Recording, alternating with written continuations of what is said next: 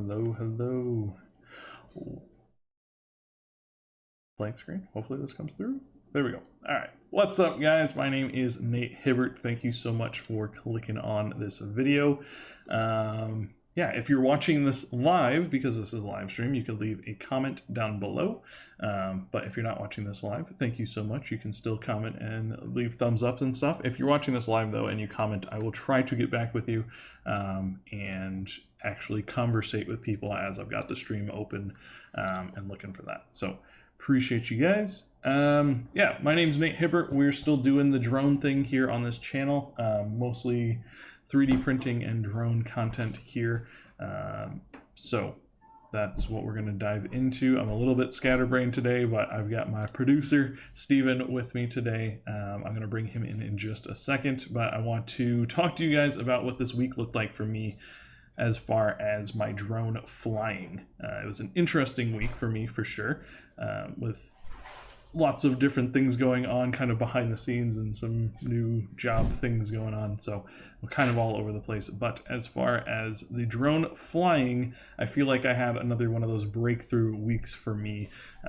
Last week I talked about how just thinking about like the future, and I'm pretty set in stone that drone is something that I'm going to be trying to take from just a hobby that's kind of a fun thing that I'm doing every once in a while and actually move that into the category of maybe side hustle, but something that I want to take more seriously and actually put effort and like conscious thought behind, besides just going out and flying for fun and trying to build the community that way. But actually seeing some job opportunities appear, I want to organize myself a lot more and try to take this more seriously. So one way that I was looking at doing that was actually purchasing a new drone. Currently, the only thing that I have, the only drone that I have is this Ep003 from Noob drone. If I can get out of the box here real quick without making too much noise. It's a fantastic drone for starting out. I'm really happy with it. I've been beating the crap out of it. You can see the grass and everything in here. I should probably clean this thing out. I bought some new replacement screws for it because I've been crashing it so much. The screws actually fell out of it. And so just learning a lot with this drone, and I would highly suggest it to anyone just starting out. But I was thinking to myself, like, okay, I've learned enough on this drone. I've kind of pushed it almost to where I'm starting to break things, so I should maybe look at another drone. And the next drone that I've been looking at is a freestyle. I can actually show it here on stream. It is a freestyle Tiny Hawk 2. Let me pull this up here.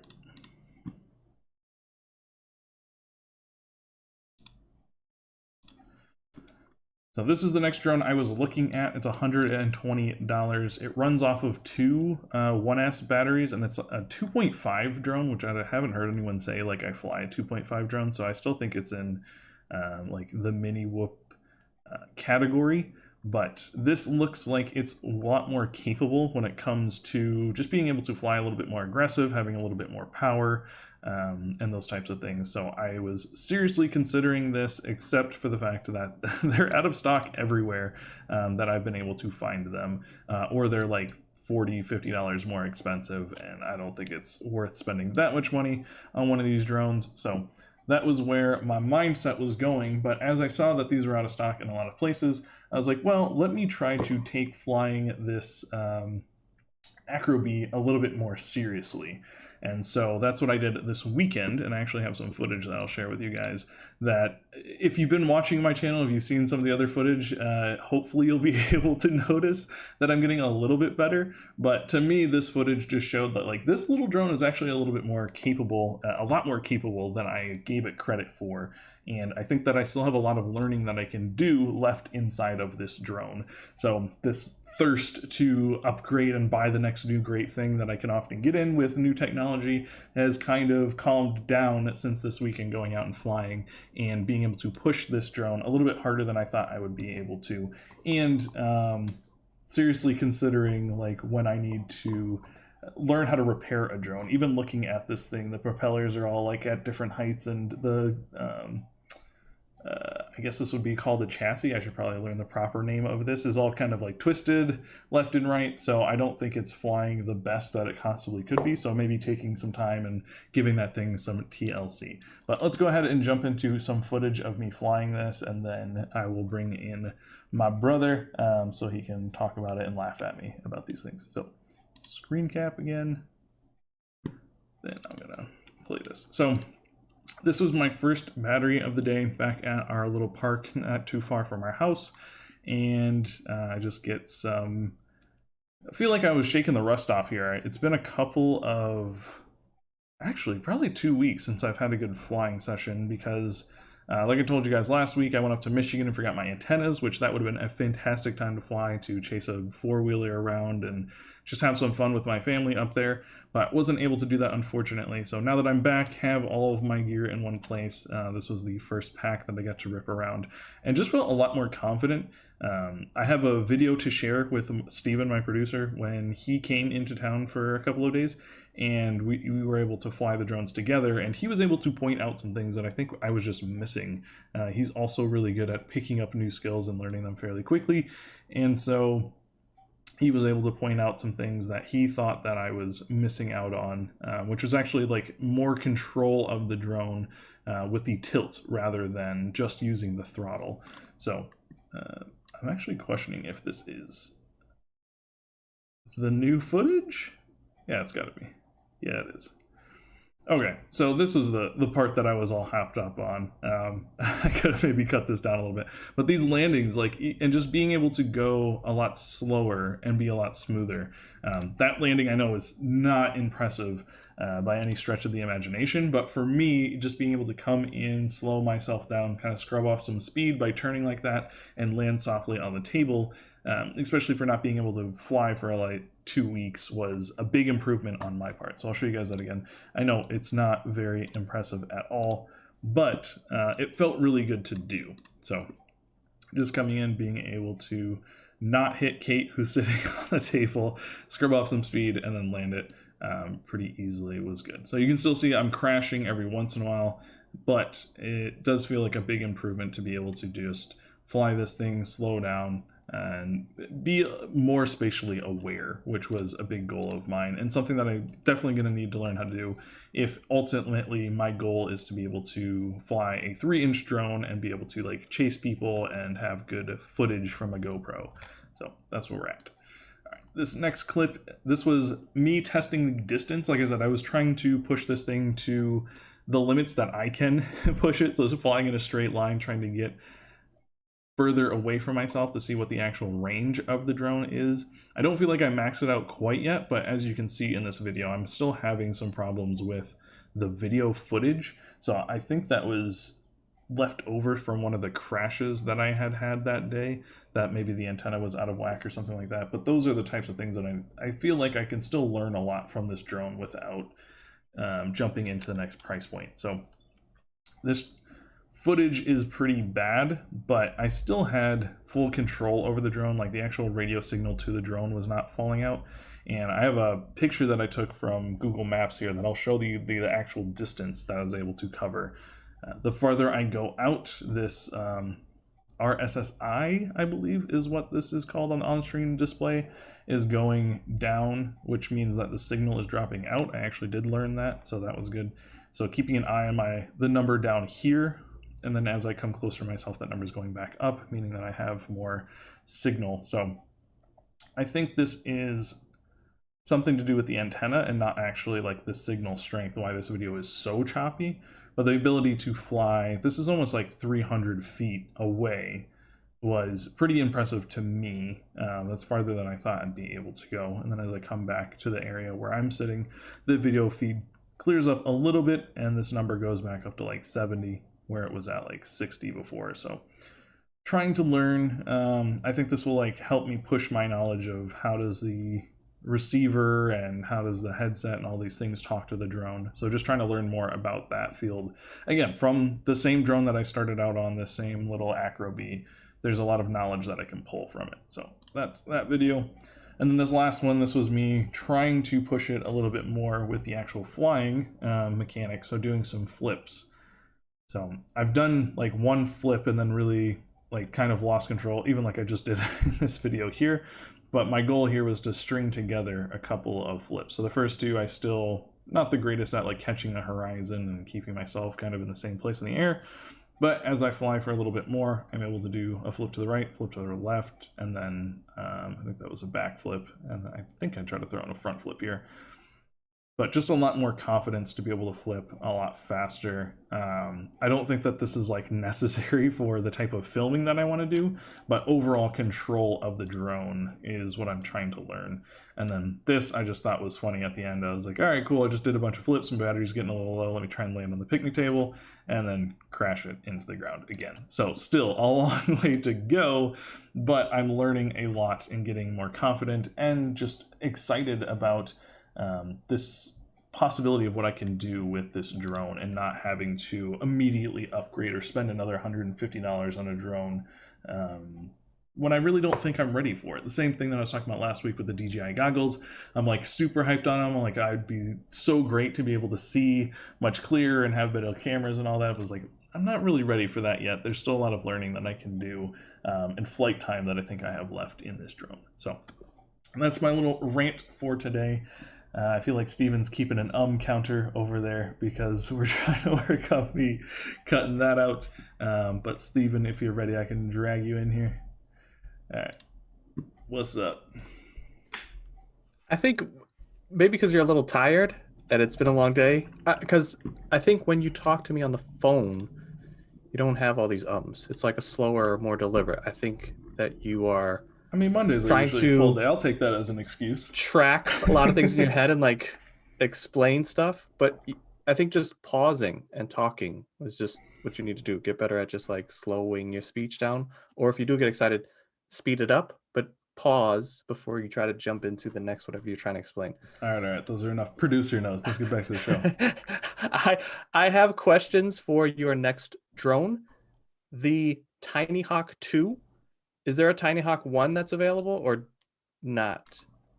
There is. What would your interest in that be? Why the Tiny Hawk 2 over the Tiny Hawk 1? And is the Tiny Hawk 1 better than what you have now? I guess why are you trying to buy another drone? For having more power was my thought process, because there are times where I'm trying to like pull up, and like we even talked about it a week or two ago, where you're like, oh, you're hitting the ground, do you not mean to do that? I was like, no, it's because I have no control, but it's also because that drone's a little underpowered in my very naive eye for what I'm trying to do. So I think having a more powerful drone, I would be able to like save myself. But it's kind of like driving a car, right? Like you can still learn a lot from driving a Honda Civic as far as like technique and stuff goes, rather than having like a Ferrari where you can just like power out of certain things that you might get caught up in. So it's like having an underpowered. Okay. I know that's not the greatest example, but it's like having an underpowered piece of machinery to teach yourself better technique rather than just relying on like the power to be able to pull you out of things. So I don't fully know. I really was just getting interested in this. So this is the Tiny Hawk 1.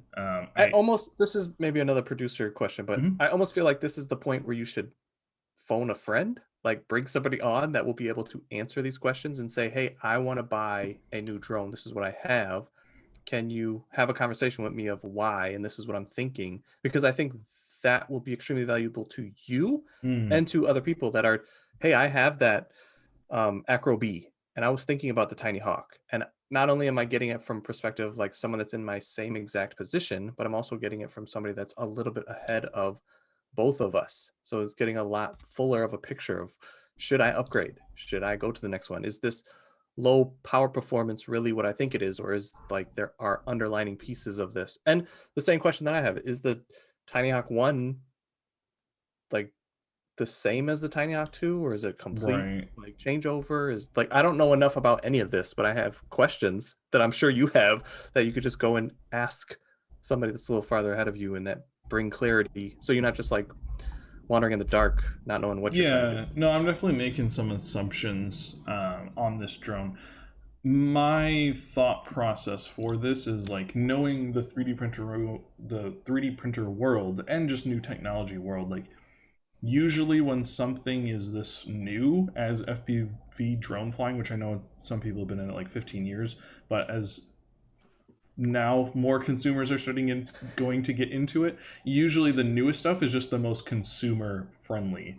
I got you. So looking at the two drones and just quickly comparing them, it looks like the motors are the same on them, but they're like the camera's a little bit better.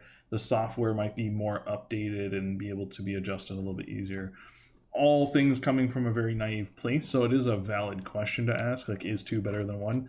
But when it's a $10 difference, like, I'm usually going to skew towards the newer thing at that big of a price difference, which is not much. Is the version 1 available? No, they're both out of Okay. stock. So, good questions, but And then do you have a timeline for buying this new drone? I really want my other transmitter to get here. That's since we were talking about it, like I don't know if having a more expensive transmitter with better Can you bring that gimbals. up on screen just so I can see it again? Yeah, the Tango 2 Black Sheep.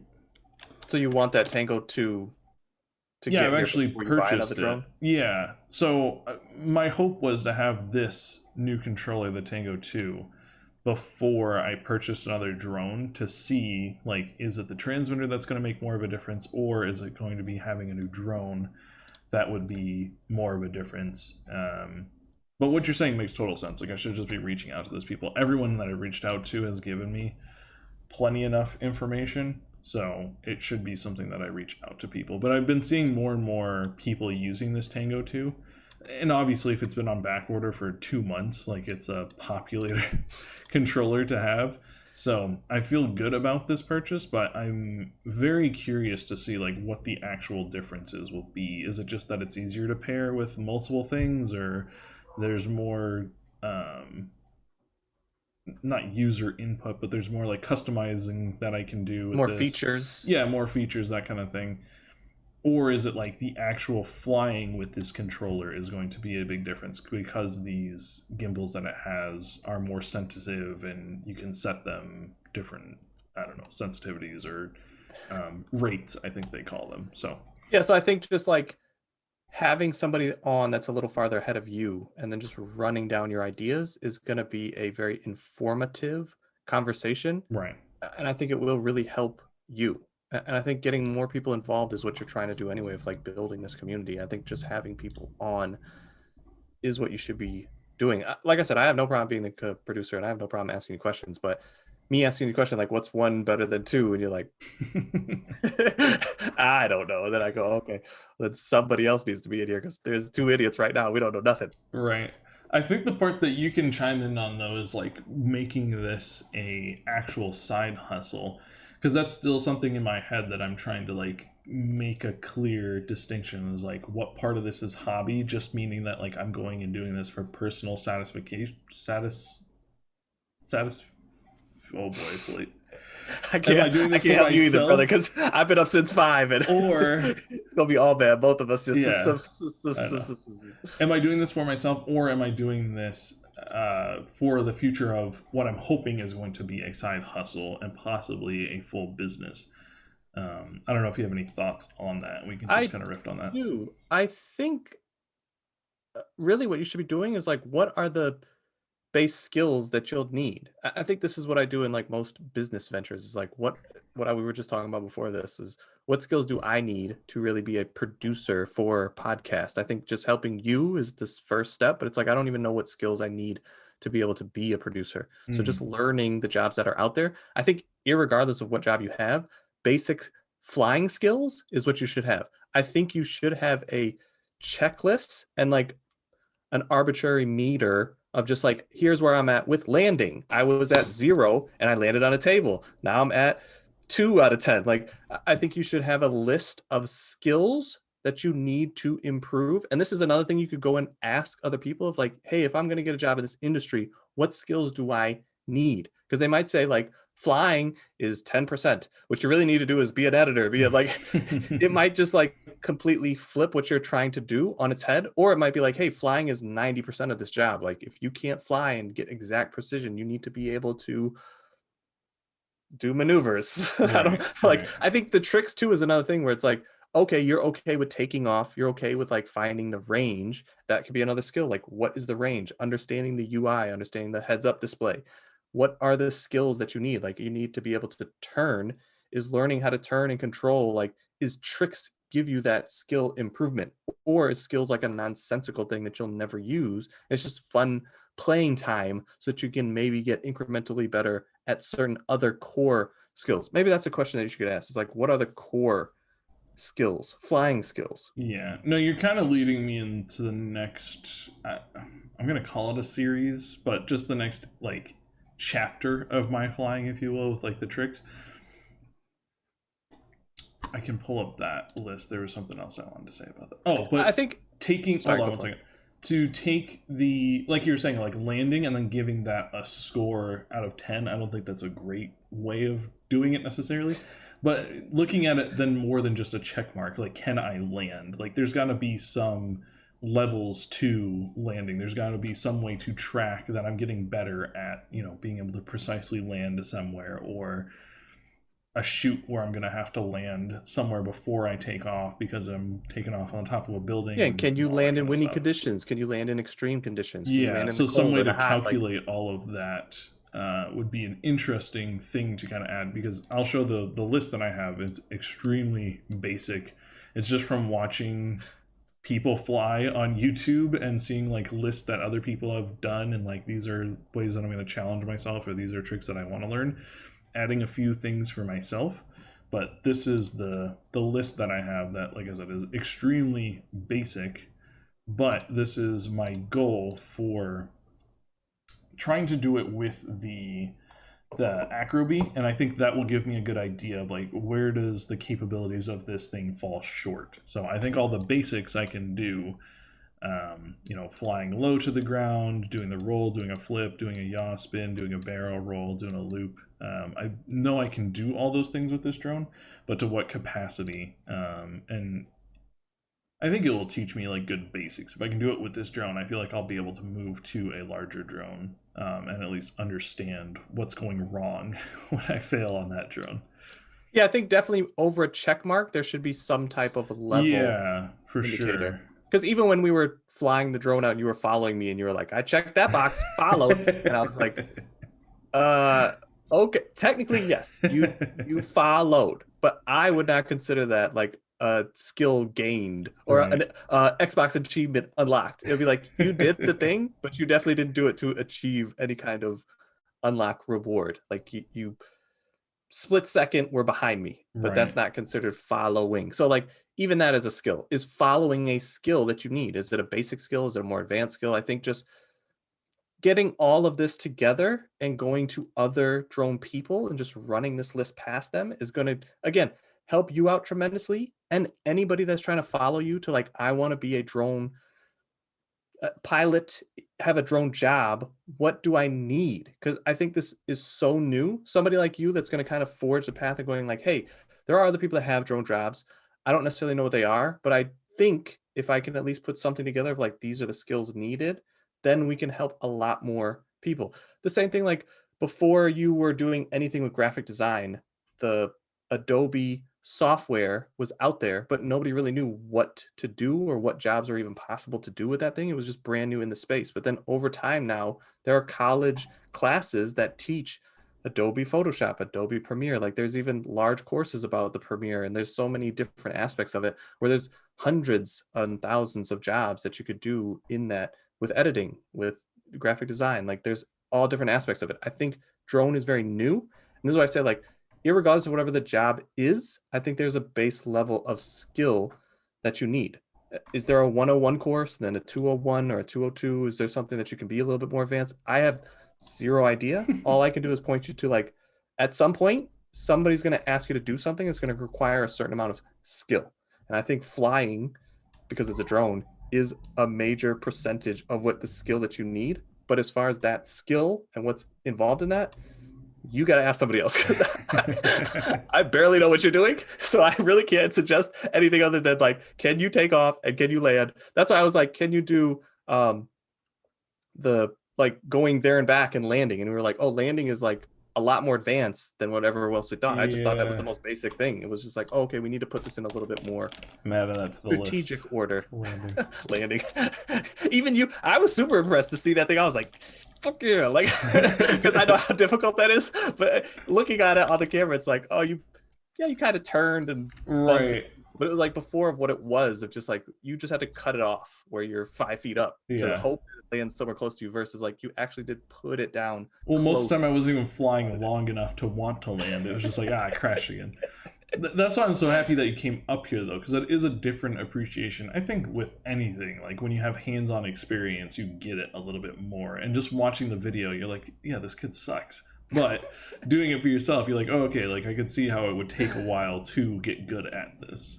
So I think that's why your core audience is people that are just getting into this space, have little to no idea. Because you have, as much as we joke of like we don't have any idea what we're doing, we are rapidly learning, and we can help people that have not purchased yet or have purchased one but are thinking about a second purchase. The stuff that you are going through, because there are other people that are on this job trajectory that there's not really a path cut out, or at least I have not seen anything. I've seen a few people say, hey, we can get your pilot license, but then there's no, after I get my pilot license, what do I do? What jobs are there? There are the mapping stuff where you could like kind of look it up. There's real estate where you can fly inside there, but it's not like that's one aspect of it. But if I want a real estate business to have drones, what drones do I need? It's not really the tiny whoop, and those skills that you're learning in the tiny whoop are not even I don't want to say that. I don't think they're translatable to the DJI cinematic stuff that like I feel like that's where most of the jobs lay. But I do think there are opportunities for that first person drone, because I've seen it in some movies, and now that I pick up on it and then like kind of research, and it goes, oh, that's a very unique skill, but there's a very small percentage of people that are doing that. How can we make this a little bit more mainstream, or at least find an avenue where a lot more people would like or use this? yeah. No, that's definitely true. That's a question that I posed a couple weeks ago, maybe it was last week, that I'm still trying to look into. Like, what is the real benefit of being able to fly this thing manually versus a DJI drone that you can just throw up and kind of point in the right direction? So that's stuff that I'm still thinking through. Like, yeah, you can get like quote unquote cooler shots, but are those necessary for anything besides like cool YouTube videos and those types of things? But there, to your other point, the way that I learned graphic design was just watching what other people were doing and like being able to see a graphic, a poster from a band or whatever, and just be like, oh yeah, like I could recreate that. And I think that's close to where I'm being able to get with the drone now, or I'm watching people fly. Usually, like I'm saying, they're flying much more powerful drones and they can do a lot more with them. So I think that's where my like thought of like, oh, I need a more powerful drone so I can start mimicking what they're doing, so I can start to learn this stuff better. But I think trying to break those things down into like the technical aspects of like, okay, what are they actually accomplishing? Is that something I can pull off with this tiny whoop? And that is the way that I found I can learn best. I could probably, it'd be interesting actually to go back and like take a proper graphic design class and be like, oh yeah, I should have just done this from the beginning. It's so much easier. Or if the way that I have been self-taught, which is like looking at stuff and trying to recreate it for myself, if there is, if that, I don't know, draws those lines in my head, my brain a little bit stronger, and if that is really the best way for me to learn. And I think it makes things that you think are cool more achievable. So now if I'm watching a movie or a commercial or whatever and I see like a cool drone shot, not only can I identify that it's a drone shot, but I'd be like, oh, that'd be a really interesting way to like enter a scene, or that's a really cool thing that to fly through that gap and then open up to, you know, a wide field or whatever they're doing. And so for me, that's what gets me excited. Like I could see something in a major production and be like, oh yeah, I can do that with my tiny whoop. That's $100. Like those types of, I don't know if they're aha moments, but like sparks of inspiration that make me want to go deeper into this world, is what keeps me going. So I was watching some video on YouTube about van life and destinations, and there was a shot, I'm assuming was a drone, that like came over this hill that looked like Scotland and then down to this bike path, and then it like tracked the guy riding the bike and then took back off. And I was like, that is a very unique shot that I don't think could have been done in like a high expensive auto flying DJI type drone. Like I think there was so much manual control in that and timing, but I feel like that's not like an everyday common thing that you're going to be able to do. And how many times you're going to have to fly that route to time that out perfectly Right. is a super unknown. But I know that people are willing to do that because it was just a throwaway YouTube video and a throwaway That's what I'm shot where saying. it was Those just are like all those clips live, like the bowling alley thing that you showed me. It's like that clip is so putting all this time and effort into like this style of flying for the maybe possible future of being able to film something. It's like, would I just be better off spending the $1,500 on the DJI drone, throwing it up there and getting the same shot because it's going to be like stabilized and be able to fight the wind automatically and all those types of things. So it's like, we'll see. I think these are definitely questions that you should have for other people in the space. And I think that's why you should just like make a list. We can come on and talk and have ideas, but you should be making a list of like the questions that you should be asking people. And I think it's going to get old continuously texting them instead of just going, hey, I have an ability to like call you. Can I just call you and we can talk about this? And then like bring that content to YouTube. Mm-hmm. Because I'm sure it's a lot of questions that people have that are in the space that just like, I don't know where to turn to even look for this answer. No, we were talking about meeting up, so it would be good to like bundle a bunch of these questions together, go out and fly, be able to rip through a bunch of questions, and then bring that stuff here. So I will try to get my stuff together and create some valuable questions that I could just bring out to the world and just ask whoever is flying. Like, it doesn't have to be Mr. Steele or big name or whatever. Like, I think that anyone who's dedicated enough to doing this has probably tried a lot of things and has a lot of knowledge because it's still a fairly new thing to a big consumer market. So yeah, and I think that's another like aha moment that we took is like we go to conferences and all kinds of stuff. It's like you learn almost just as much as the conversations that you're having with the people in the room than you do from the presenter that's up there because like you can ask a lot more poignant questions. And I'm always blown away with like, oh, this guy that I'm sitting next to is doing these incredible things. I would have never fathom that this guy was capable of doing these things because I didn't even know that that was even a possibility. So like going and talking to the average Joe that maybe has a drone being like, yeah, I do this all the time for this company. And it's like, oh, I didn't even know that was an avenue possible. I'm sure in the drone space, there's that kind of stuff, but it's just under multiple layers. And like, you're not going to find that information until you talk to somebody that has that very unique position.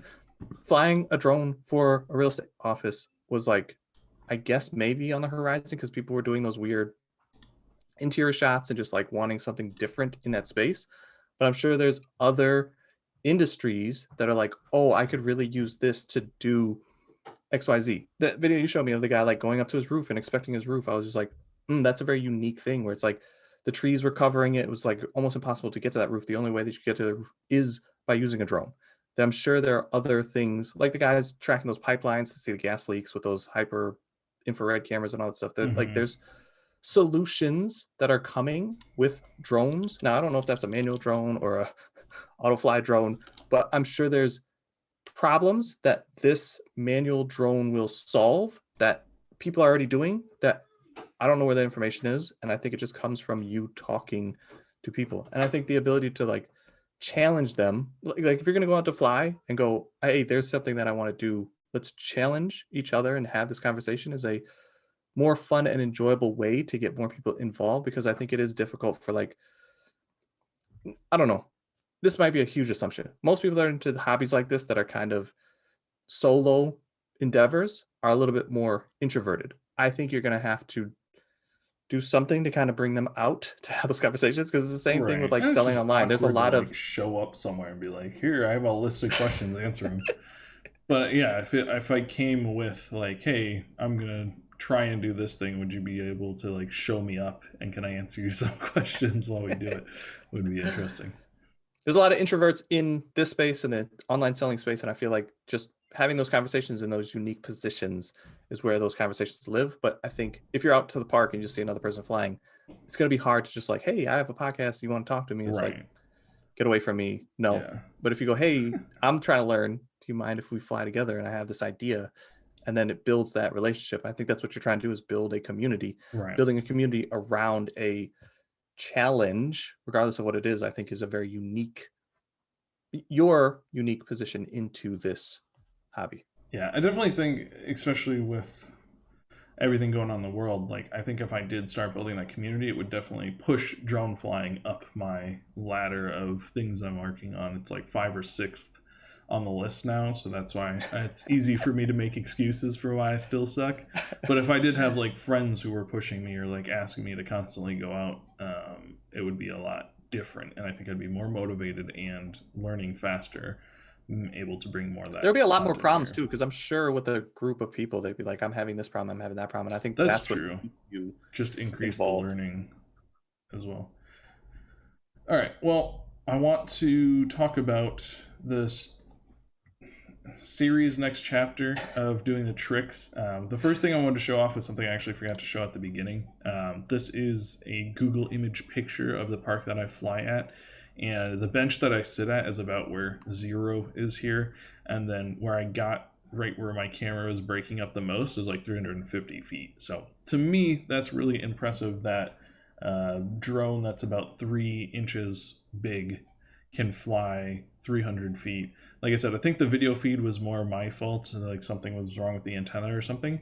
But the fact that I can control it that far out was very impressive. So that's why I was like, there's a lot more meat left on the bones with this drone than I've given it credit for. So I'm excited to keep pushing this thing, and hopefully I don't break it before I can get the next one. But I do want to start pushing it more. What's that look on your face? Well, that's another like very unique perspective. Like I do a lot of fishing scouting on Google. I wonder if there's like, do you do any scouting to go, I need this much feet?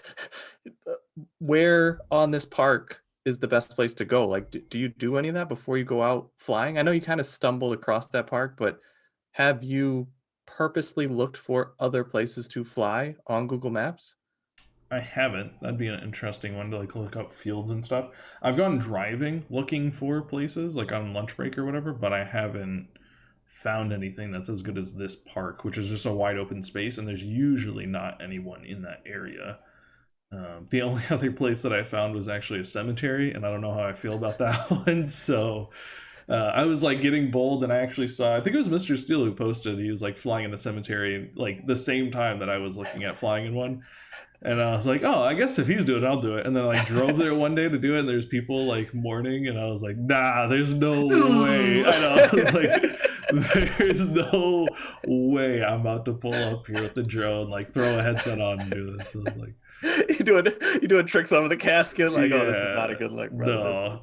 So I have been looking for more spaces, but I haven't looked on Google Earth. So that's an interesting way to track that. Taking some Well, just that fishing. sparked that was like, oh, I do a lot of scouting, like especially when I'm looking for new kayak spots. It's like, what type of setup should I bring? Is it more rock? Is it more grass? Is it more sand? Like then I'll kind of know what lures to take out. But I think with you just showing that drone and going like, I need this much space, there are ways to just like look on Google Maps and go like, Right. here's what's Pick around that me. up. Here are the parks. Let me see what's kind of over there. Because then you can go and scout and go, this is what I thought from Google Maps, and now I can kind of go look at an actual purpose for doing this. So like, is there a play set that is kind of tucked away that's a little harder to get to? Let me go drive there and see what times are best if I do want to fly around this play set. Because there's mad parks around here, and even that park up the street was like, there's people flying drones there quite a bit.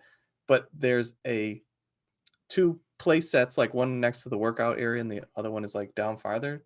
Less people go to that one that's like tucked up, and I don't see anybody flying a drone over there, but it was like that's where I would be flying a drone, because like just flying a drone out in the open is Yeah, not there's that. stuff to fly around and through and all that. Yeah, no, that's an interesting thought. Probably something I'll do right after this, and maybe go fly tomorrow at something that I find. Even that concept of like how to scout for drone locations is like, that's a thing that I'm sure a lot of people are looking for. I haven't done any of that, so I'm interested to like, if you Google that and just see what people are doing, if Yeah. anybody's pulling up Google Maps and like, my drone is capable of this range. I know if I fly behind a fence, the signal gets cut out. So I need a wide open, or I want to be able to test it behind a building. Is there a brick wall or a Right. handball court? Because we got a whole bunch of those that we could like fly around the handball court and just like, I know nobody's back there. I technically can't see it, and I know it's one of the rules, but I can at least see how much concrete I can fly behind just to like more What's the educate myself. penetration of this thing? Is what they call it.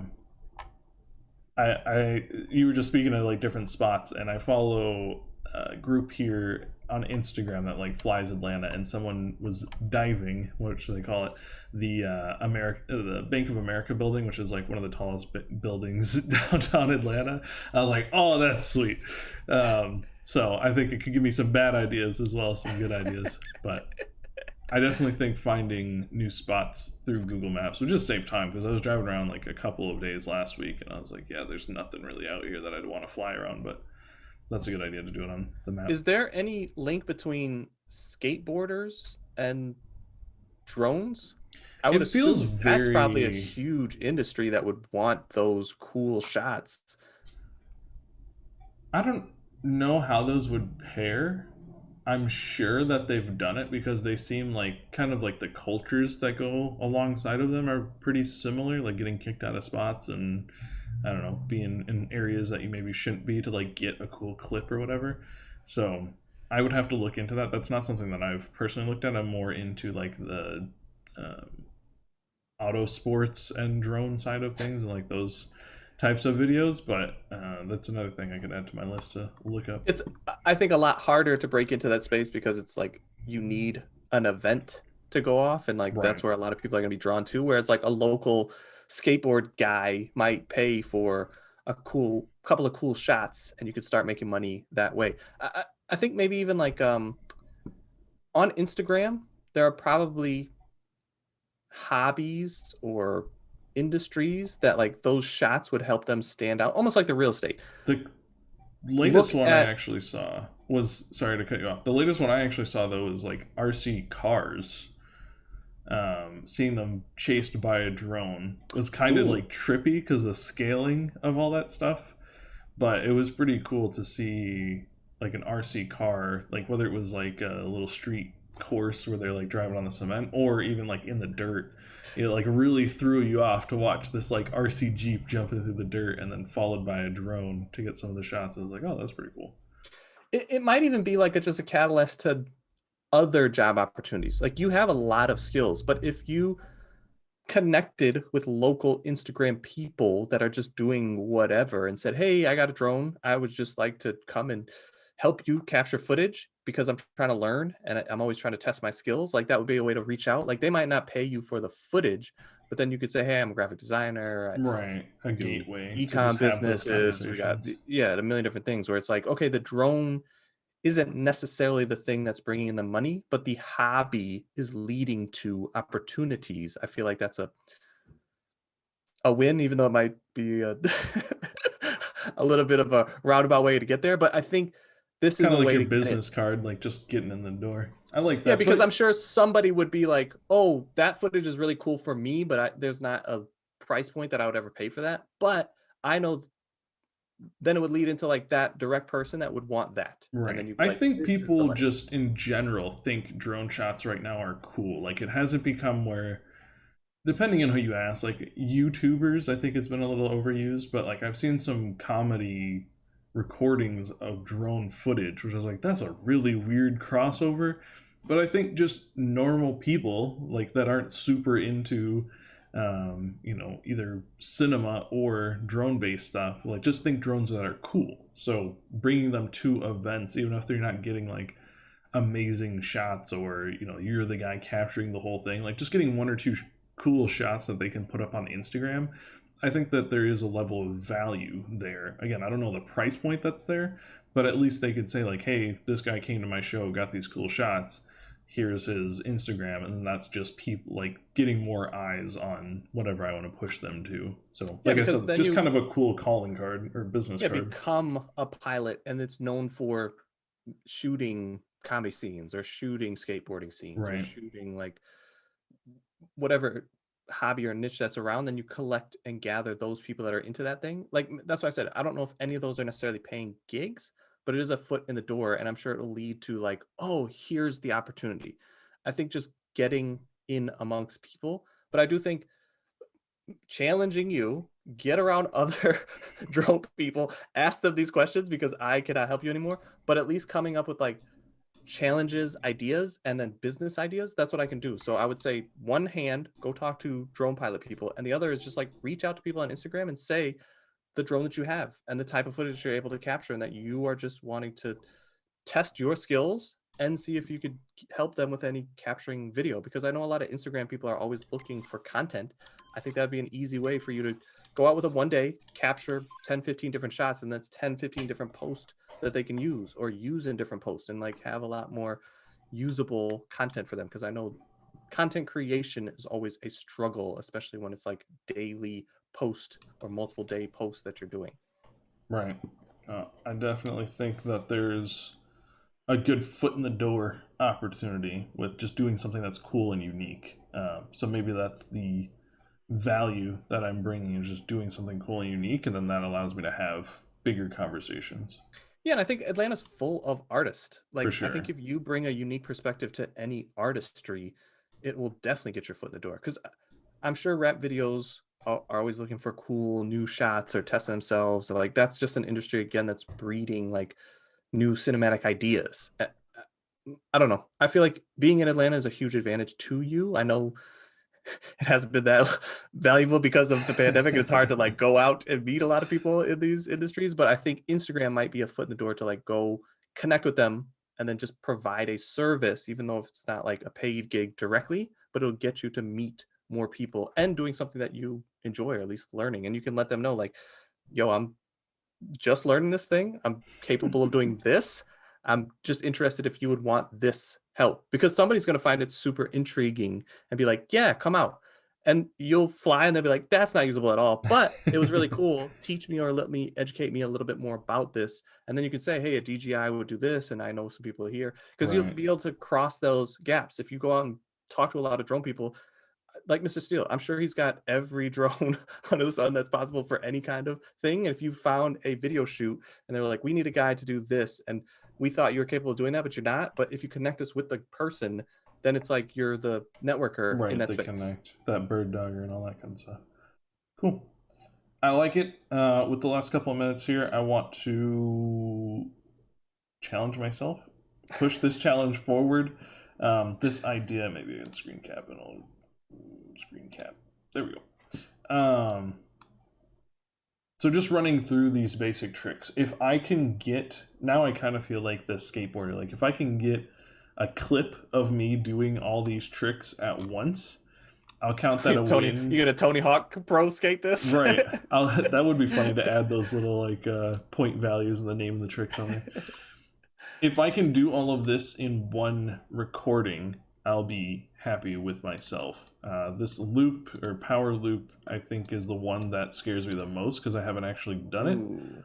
But just to run through these real quick on the simulator so you guys would know what this looks like. But that would be my goal for this week. I feel like I can do all these tricks as like the basics.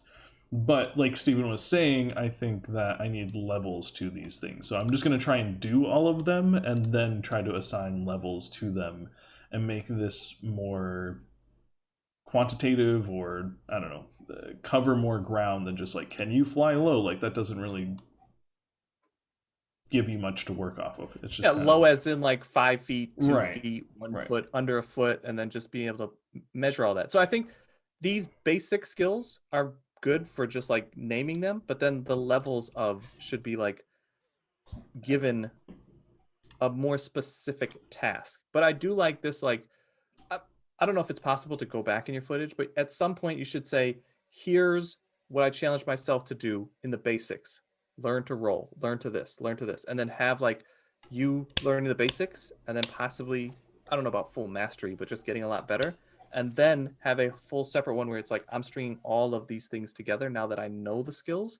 This would be a very interesting way to log the challenges. What are the basics? All right, let's knock out each one of these basics to at least a moderate level. And then as soon as you hit that moderate level, put all of it together to feel like you kind of can go on to the next level. Just like how the game is doing. The game is having you go up, fly straight, turn around, go through the whatever those balloons are, whatever it is. But I think you should have your own list of basic skills, then like more advanced skills, then mastery of those skills. But this concept of like doing them individually and then stringing them all together, I think is a very unique and interesting way. And you could even do that as your challenge as you go out. hey, these are the basic skills. Do you feel like I've missed any of these? And this is what I'd like to challenge you to. Are you capable of doing a barrel roll, doing whatever? And let that person do it and then match your skill to his and go, he did it super tight. He did it like this. He was able to do like this. That's He's so much better at true. these things. But at least there's a challenge aspect where it's like you're playing horse. Can you do these things in this order? And then like, did he do it better than you? Then you get the letter. Then if he did it better than, or if you did it better than him, he gets the letter, like something like that, where it's like, here's the challenge built into these skills because I'm trying to get better at these skills. Right. No, that's really interesting just to see like how different people do. Like if I just say do, you know, a spin or a roll or whatever, what does their version of it look like? Yeah, because I'm sure somebody's going to be able to tell you that's in the drone space of like, hey, you did that trick, but it's really bad. Like this is what you want to do it. You want to make it this tight. You want to be here. You want to be able to get here. Really, if you're Right. master, you do it like this. You do it in an object and out another, or spin through this thing as you're moving forward. Like they'll be able to tell you the layers of complexity in the trick. No, that's an interesting point. Like you did a loop there, but I'm sure somebody is able to do that in like inches. Right. Well, that's what I was going to say about this drone in the simulator. Like, this is as fast as I can flip. So it's very hard to do close to the ground or like with any urgency. So I don't know if that's part of the gravity thing. I don't know if that's like the tuning of the drone or even the tuning of the controller inside the simulator. There could be a Or lot maybe of... you need to give it like some complete different input that you don't even know how to do. Like I'm sure some people. Yeah, that could be true as well. What you really want to do is pull back, then throttle fully, so it like sucks you faster, whatever. Like so I said, like I think talking to drone people will give you that basic skill list. And I think the tricks is a very clever way of going about it because I think the basics are, I don't want to say pretty easy to get, but you did it within a couple of weeks and you were only flying like an hour a day. Right. So I don't feel like they're that hard to master, but the tricks I think have the depth of being able to do all that stuff. But I mean, like mastering landing on a tiny whoop is still, I think, something that you could do and go, I learned how to land because this is where I was at before, 0. Then I actually was able to like get it within 10 feet of where I wanted to land it. Now I can actually bring it back and get it to land like in a cone. How can I get it where I master this thing? What does landing mastery look like? And then who do I need to talk to help me master landing? And then each one of those skills can be broken down like that. Then you can stick them all together.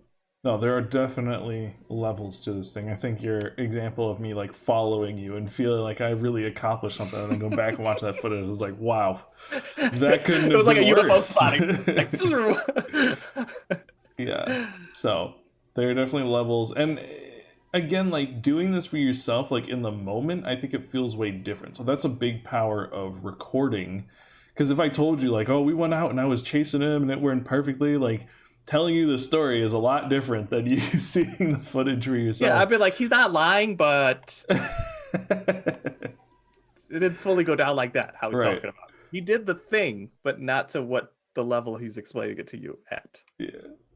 So I was like, I was helping a friend of mine rehab this house, and one of the guys that were there working we asked him to go pick up some water. So Nick, my friend, gave him some money. So we left, and then he came back with the water because we were picking up some other material. And then the other guys on the job site were like, "Oh, thanks for buying the water." And Nick was like, "I guess technically he did buy the water, but I paid for it." So it's like one of those like he didn't lie, he just didn't fully tell the truth. Like he did buy the water, there's no doubt about that, but he didn't pay for it. It wasn't the money out of his pocket. Where he made it seem like to the job site he went out of the goodness of his heart to go and pay for the water and the food. Where it was like Nick did all that. That's funny. There's levels to it. You got to know what's going on. I think, like you're saying, talking with more people in this community, they've been nothing but super helpful thus far. So trying to do that now. I think I have actual questions to ask them. When before it was like, just give me knowledge because I know nothing. Now it's like, oh, okay, like I'm looking at these 2 different drones. Is it even worth going to like a 2.5 inch drone? Should I just go straight to the 3-inch Cinewhoop drone? Like, is it worth learning how to do all these tricks if I really just want to get into like the cinematic side of things? I think those are all a little bit more educated questions that I can be asking and get those answers to kind of jump myself a knowledge leap forward instead of just spending my own money, spending my own time. Because like you said, it is fairly limited. I am only flying an hour a week, and half those weeks have been problems. So it's slow going over here. This is not my full-time thing. This is not what I'm fully focused on. But if I talk to those people who are doing this much more frequently than I am, then Yeah, and you have a goal now. Like you want to make money with this hobby. right. So I think being able to go out and say like, what are my job opportunities? What are my money making opportunities? What skills do I need to accomplish these tasks or jobs or projects? Like I think you have a little bit more of a focus. That's why I think the questions that you ask will be a little bit more focused. Like you're not just trying to be the best via FPV racer. Like that's not Right. your goal, but just like you want to make money with the thing. Where are the opportunities and what skills do you need? Give you two major pieces to be able to like challenge yourself, ask questions, find out opportunities, bring those connections together of like being able to talk to drone people and finding the opportunities because you are a very friendly person. And I think you going out and just being a part of anything, you naturally, like me, have a wondering question. Like you are interested. You want to know what's going on. You ask a lot of questions and you're going to see opportunities and be like, oh, here's a pain point. I can solve this pain point by doing XYZ.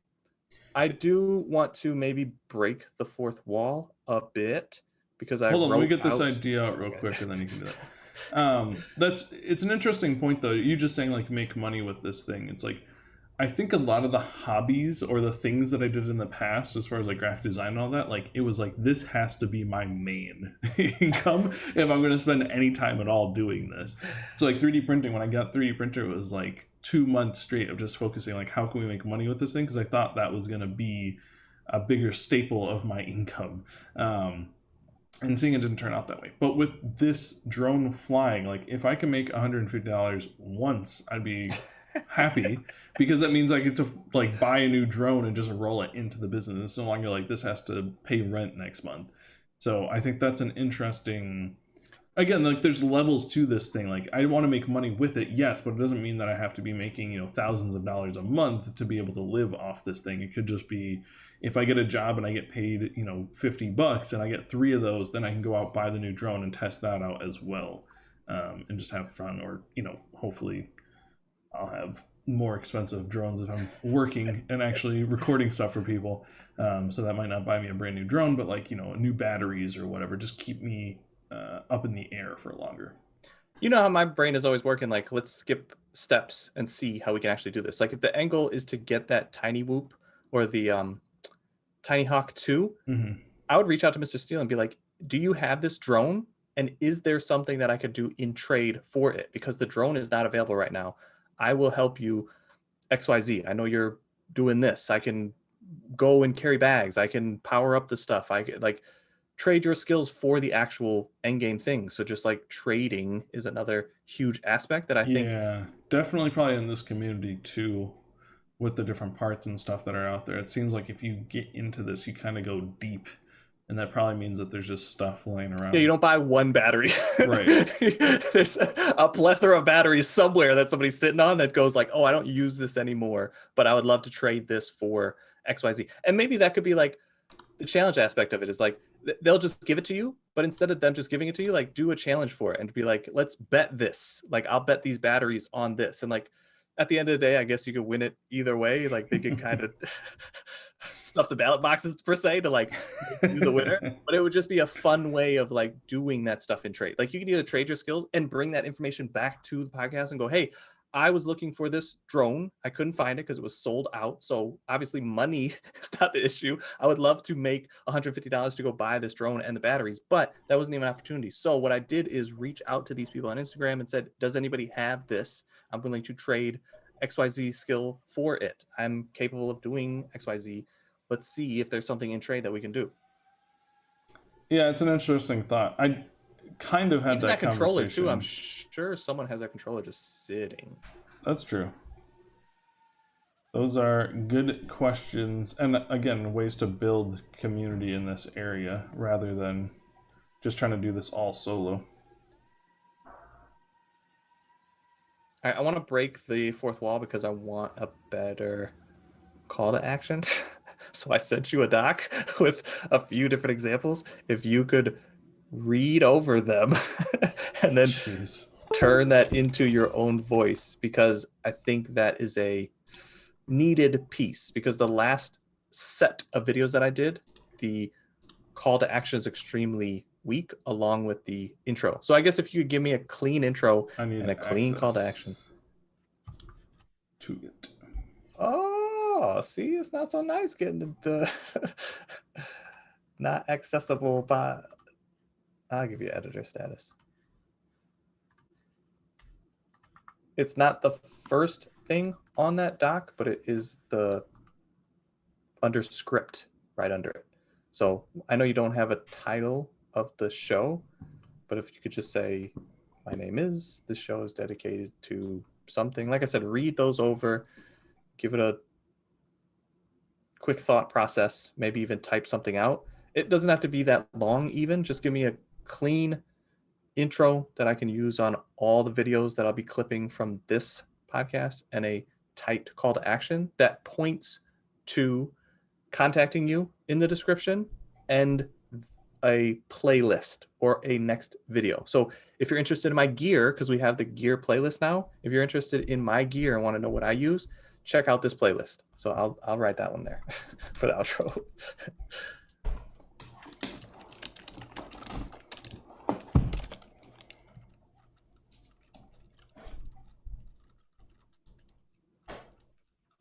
And then point left, right, somewhere. This might take a minute, and I apologize. This is kind of destroying the live part of this, but I don't think anybody's on here live, and I'm reusing this content anyway. I just want that to be cleaner, and I know asking you at another time is going to be difficult this week. So if you could give me another 10 minutes to actually get this clean, I'd appreciate it. Mm-hmm.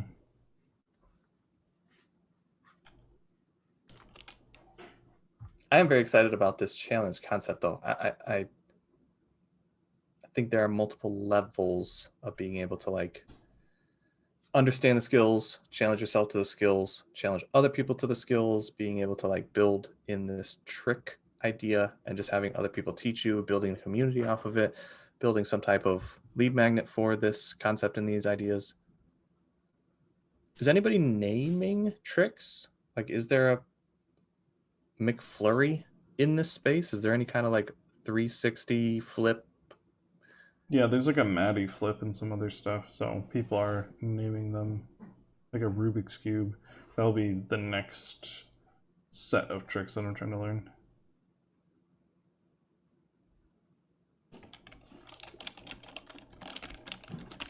Is there a trick list somewhere? Is there a blog that has all this? Where are you knowing about these or learning about these? Mostly YouTube videos and Instagram.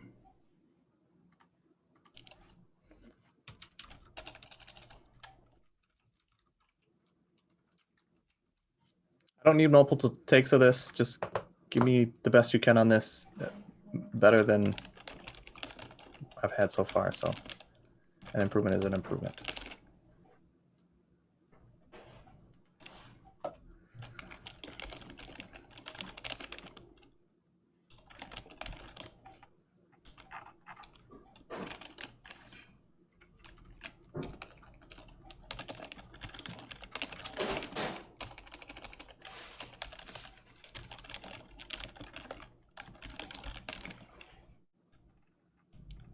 Ooh, Trick Wiki.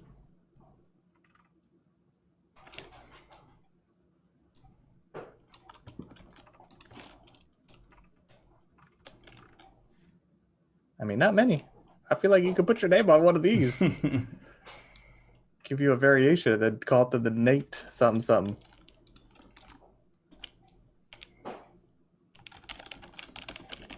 A keyhole trick called the oil change is flying under a car.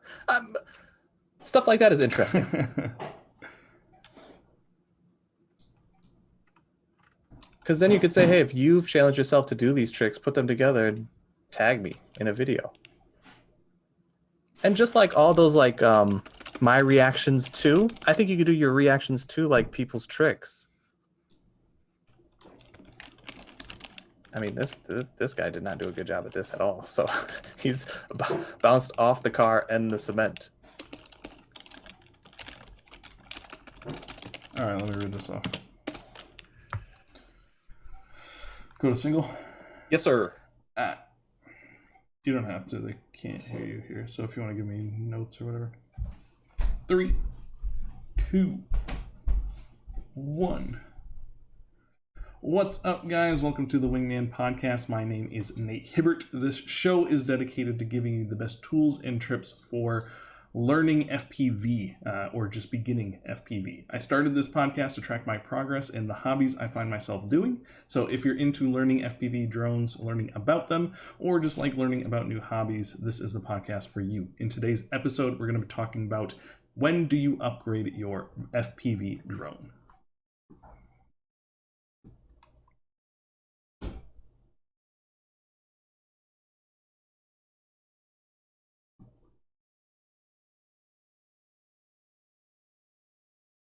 Which one?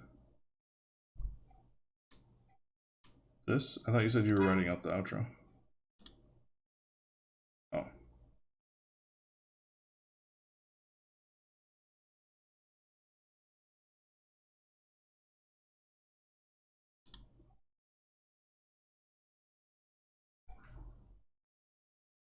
right, 3, 2, 1. Thank you guys for watching the Wingman podcast. Share and rate? Is that a thing now?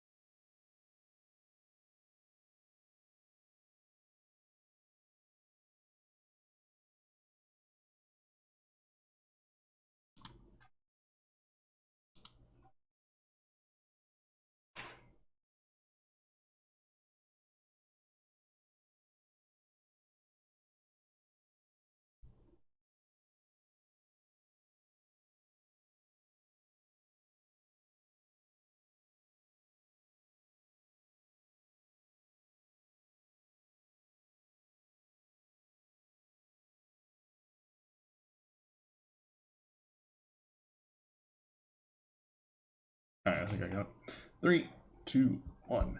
Thank you guys so much for checking out the Wingman podcast. If you'd like to comment down below if you're interested in FPV drones or where you're at in your drone